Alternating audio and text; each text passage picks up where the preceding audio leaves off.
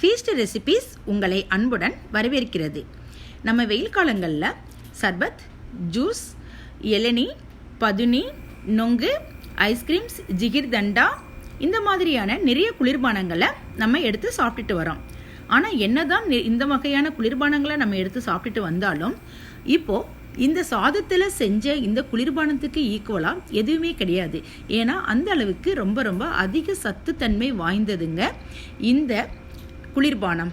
இந்த குளிர்பானம் ரொம்ப ஈஸியான முறையில் நம்ம செஞ்சிடலாம். இது வெயில் காலத்தில் மட்டும் கிடையாது, குளிர்காலம் எந்த வகையான காலங்களிலுமே நம்ம இதை கண்டிப்பாக தினமும் ஒரு வேளையாவது நம்ம ஒரு கிளாஸாவது சாப்பிட்ணும். அதுவும் இந்த மாதிரி சின்ன வெங்காயத்தை சேர்த்து சாப்பிட்றப்போ அவ்வளோ டேஸ்ட்டாகவும் இருக்கும், ரொம்ப சத்தானதும் கூட. சின்ன வெங்காயம் உடல் சூட்டை நம்மளுக்கு குறைக்குதுங்க.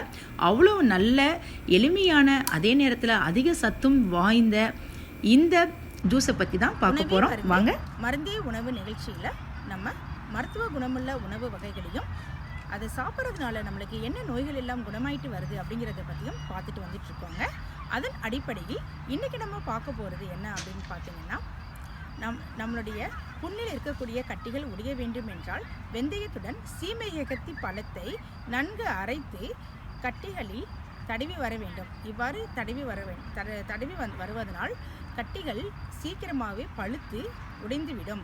இதே மாதிரி நீங்களும் செஞ்சு பாருங்கள், செஞ்சு பார்த்து பலனடையுங்கள். நன்றி. சாதத்தை கொஞ்சமாக எடுத்து இந்த பவுலில் போட்டு அதை கொஞ்சம் தண்ணி சேர்த்து, அதாவது சாதம் மூழ்கிற அளவுக்கு தண்ணி சேர்த்து 4 மணி நேரம் நல்லா ஊற வச்சு எடுத்து வச்சுருக்கேன்.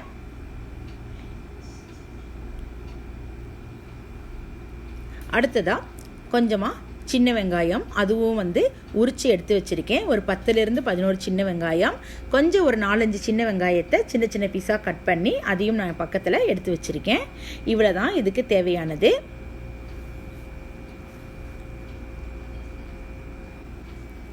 இப்போது இந்த ஊற வச்ச சாதத்தில் நான் ஒரு 1/2 ஸ்பூன் அளவுக்கு கல்லுப்பு சேர்த்துக்கிறேன். கையை நல்லா கழுவியாச்சு. இப்போ நான் இந்த சாதத்தை இந்த உப்போட கல்லுப்போடு சேர்த்து தண்ணியோடு சேர்த்து நான் நல்லா குழைவாக பிசைஞ்சுக்கிறேன். கையால் தான் இது பிசையணும். பிளெண்டரோ அல்லது மிக்சி ஜார்லேயோ போட்டு பிசையணும்னு அவசியம் கிடையாது.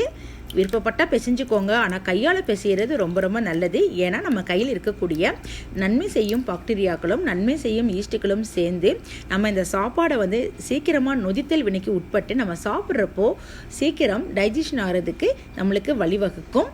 அது மட்டும் இல்லை, நல்ல ஊட்டச்சத்தும் கூட. இப்போது நம்மளுக்கு இந்த மாதிரி நம்ம ரெடியானதுக்கு அப்புறமா அடுத்து வீட்டில் இருக்கக்கூடிய மோரோ அல்லது கெட்டி தயிராக இருந்தாலும் சரி, அதை நம்ம கொஞ்சம் சேர்த்துக்கிறணும். சாதம் எவ்வளவு இருக்குதோ அதுக்கு தகுந்தாப்புல நம்ம தயிரையோ அல்லது மோரையோ கூடுதலாகவோ குறைவாகவோ நம்ம எடுத்து சேர்த்துக்கறலாம். சேர்த்ததுக்கப்புறமா திரும்பவும் இதே மாதிரி இன்னும் கொஞ்சம் நல்லா அந்த சாதத்தை நல்லா குழைவாக நம்ம பிசைஞ்சு விட்டுக்கிறணும்.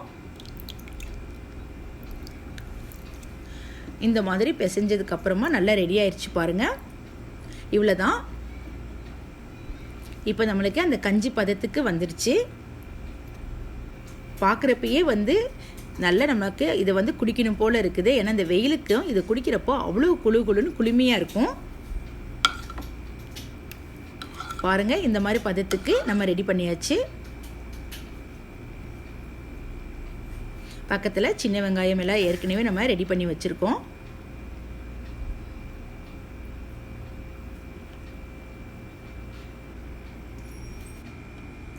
இப்போ நம்ம இதை ஒரு டம்ளரில் மாற்றிக்கிறலாம்.